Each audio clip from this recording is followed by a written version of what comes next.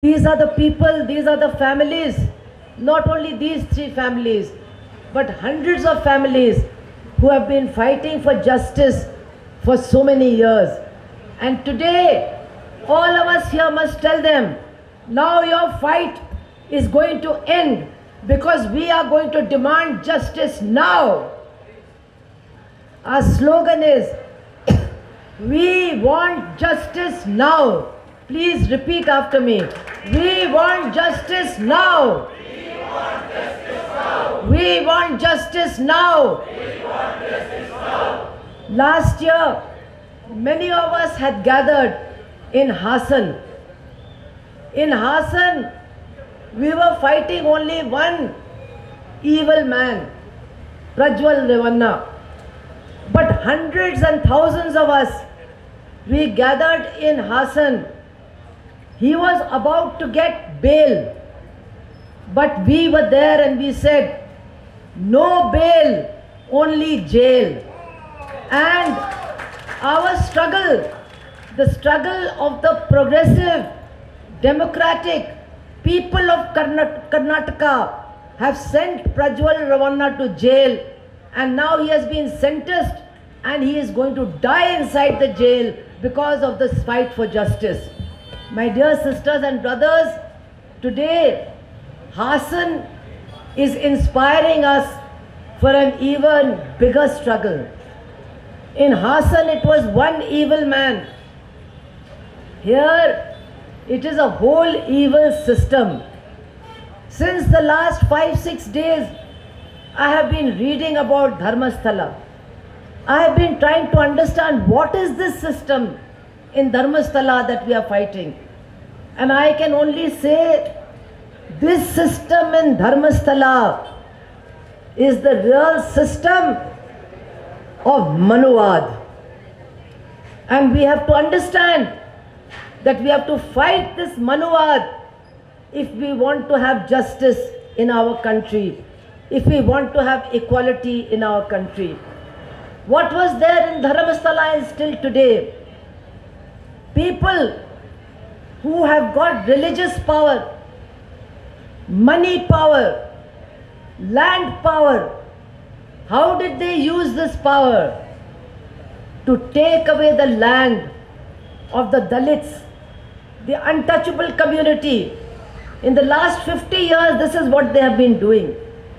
Taking away the land from the poor people, using their religious power and their money power to expand their wealth, to expand their land, to make schools, to control education, to start MFI groups. That means to control the lives of the poor people in that area. And if anybody dared to fight against them, and let me tell you, my dear sisters and brothers, I am proud that the communists in that area were part of the struggle against those Manuvadi forces who were controlling that temple. Many others were there also, yes, but the communists were also there, fighting for the land for the Dalits, fighting for justice, fighting in elections against the candidates of these Manuvadi forces. And what was the result? Anybody who opposed them, if one comrade dared to stand in the election, his daughter Padmalata, she was abducted, she was brutalized, her body was broken, she was killed, and she could only be recognized by her family members because some of the marks on her body. And from that day, her mother has not been able to speak. Only when she hears her daughter's name, Padmalata, then she starts weeping again, but she cannot speak. But in spite of that, Padmalata's family is part of the struggle for justice. Even today they are standing for justice. Saujanya, Vedavalli, these are all the names on that poster. Their families are here, and we want to tell them, all of us, that we are with you. we are with you till we get justice. And we will get justice when there is no adharma in Dharmasthala.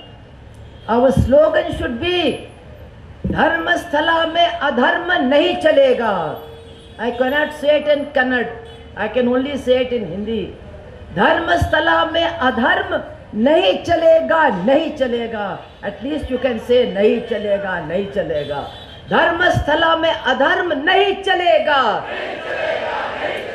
Dharmasthala mein adharma nahi chalega. I want to tell you, my dear sisters and brothers, that it is not as if Dharmasthala is something only from the past. It is not something that we should feel, oh, it happened 50 years ago, it happened 60 years ago. This is something from the past. No. We have to fight for Dharmasthala, for justice now. But we have to also understand that there are very strong forces in our country, ruling our forces, who want to make Dharmasthala the future of India. Who are these forces? They are the people who in 1949 declared, we do not accept this constitution of Dr. Ambedkar. They are the people who burned Dr. Ambedkar and Jawaharlal Nehru's effigies in the Ram Leela Maidan in Delhi, and they only set fire to Nehru's effigy. But Dr. Ambedkar's effigy, they beat with their chappals and they said Murdabad when they were burning his effigy. These are the people for whom Dharmasthala is not the past, but Dharmasthala is the future. Because they do not accept the constitution. They have stated, we do not believe in this constitution. We want to replace this constitution with Manusmriti. And what we see in Dharmasthala is Manusmriti in action. Manusmriti being implemented. What does that mean, my dear friends, my dear sisters and brothers? That means that poor people, Dalits, very poor backward caste people, they will not have the right to own land. All the land will be taken away from them. This has happened in Dharmasthala, and this is what Manusmriti says, that those who belong to the lowest castes, they have no right to own land. That is why I say Dharmasthala is not only the past, Dharmasthala is the future that RSS and its political party are putting before us, that this is our future, this is what the future of India should be. Not only that, I have read in that pamphlet that those people who became the owners of that temple, became the owners of that land in the time of the British, were British supporters. They were anti-national. They were against Tipu Sultan, who was fighting the British. They supported the British, and as a result, they were given the land, they were given the temple. I have been told also that a big statue of Gautam Buddha has been found in a pond over there. What does this tell us? This tells us that this is part of a historical struggle that has been going on in our country. A struggle between blind faith, superstition, Brahmanvad, and logic, and castelessness, and a society which promotes castelessness, and bhaichara, that is solidarity and good feelings between human beings. So all these things we have to remember from the past. Buddha's statue is broken, thrown into a pond, and those who support the British against Tipu Sultan are given the land, given the temple, given religious power, money power, every kind of power to exploit the poor people in the region. And even after independence, so many governments have come in Karnataka. Great people have had governments in Karnataka. Somebody has come, somebody has gone, But in Dharmasthala, whatever the government, the same people have had the power to do as they pleased, take away the land from the poor. The government said, we are giving pattas to Dalits. We are doing land distribution. And immediately, Dharmasthala people went to the court. They are fighting hundreds of cases in the court because they have all the money. And they are not allowing the poor people, the landless and the Dalits to claim any of the land that has been given to them. They are collecting huge amounts of money. They are collecting huge amount of jewelry and gold. And they have created a situation where nobody can speak against them. I want to tell you, my dear sisters and brothers, that is the system now that the present government is trying to implement in the whole country. A system in which nobody can raise their voice against the government and its beliefs. Do not forget, Kalburgi was killed in your Karnataka. Do not forget, Gauri Lankesh was killed in Karnataka. Why? They were not terrorists. They were not carrying guns. But their ideas, their thoughts and their writings were considered dangerous by those who are committed to Manusmriti, who want to implement Manuvad in this country. That is why we should understand the importance of this battle today against Dharmasthala. These are people who were anti-national. They supported the British. They were toadies of the British. They got the temple. They threw Gautam Buddha into the pond. They got the land. They got the wealth. And for 50 years, they have been ruling that whole area. Nobody can dare to speak against them. Not only these 3 young women were murdered brutally, no, 400 unnatural deaths.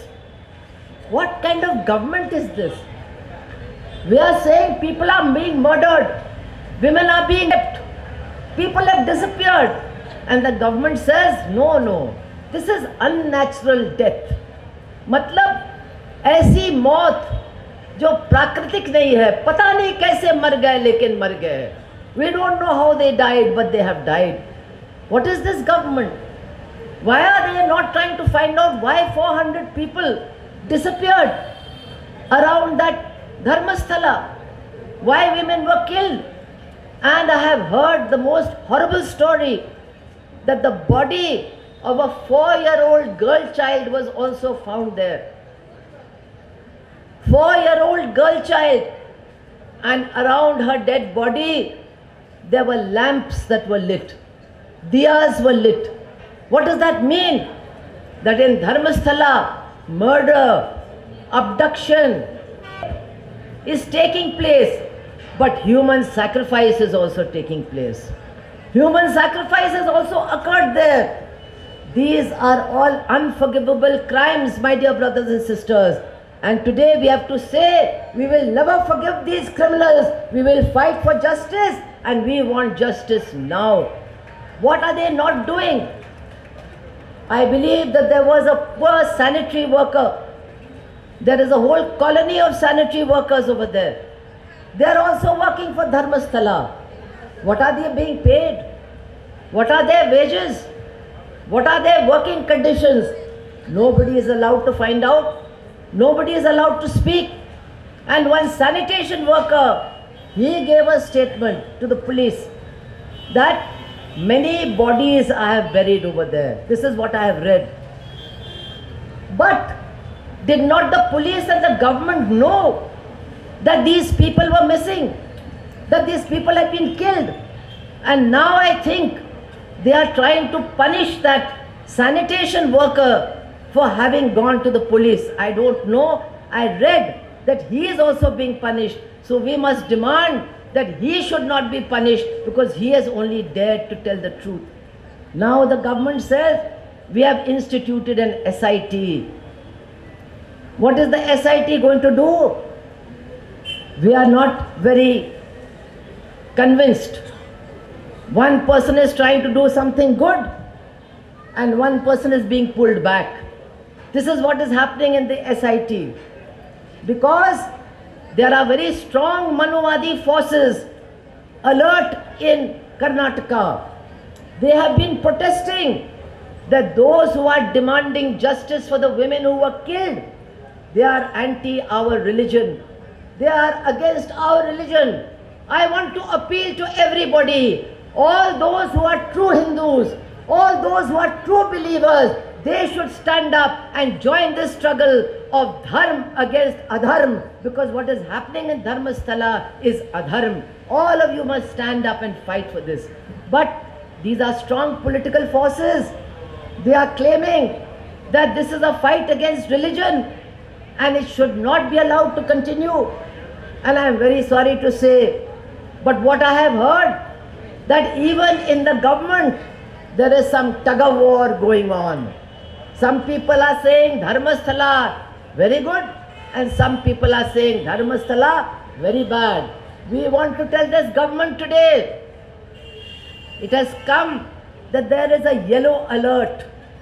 There is going to be a storm. Aandhi aane wali hai.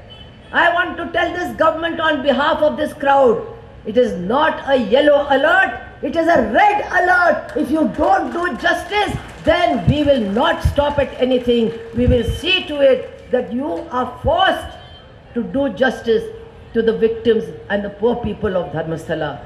My dear sisters and brothers, I have spoken for quite a long time. I don't want to repeat myself.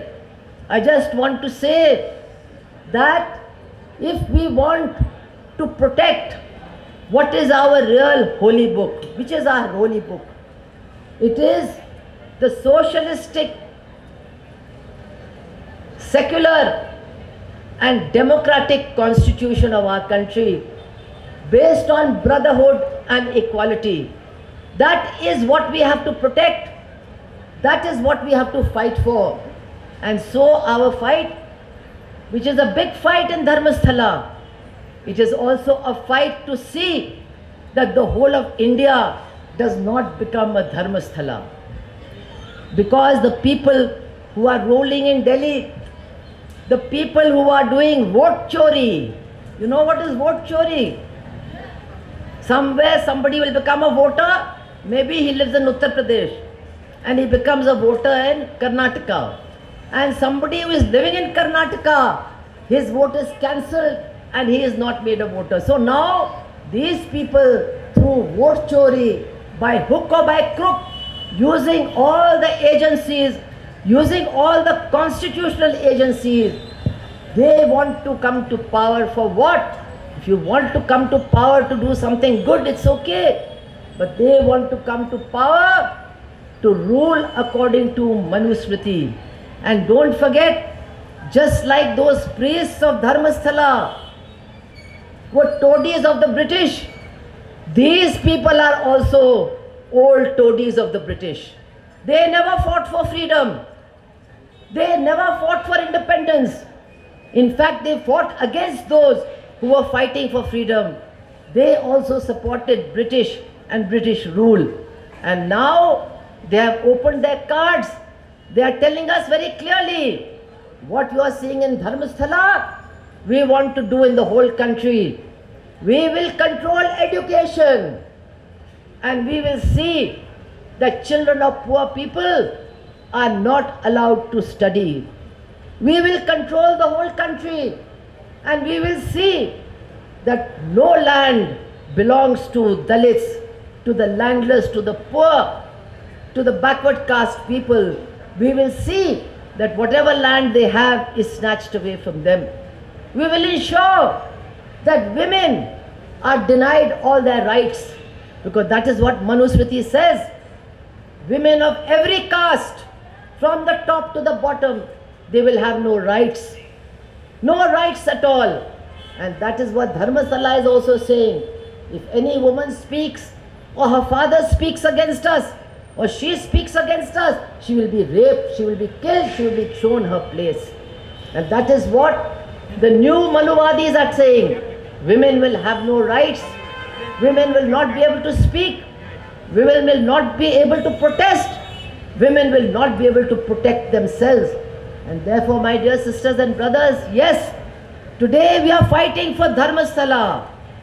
Yes, we are fighting for Dharmasthala. We are saying Dharmasthala mein adharm nahi chalega.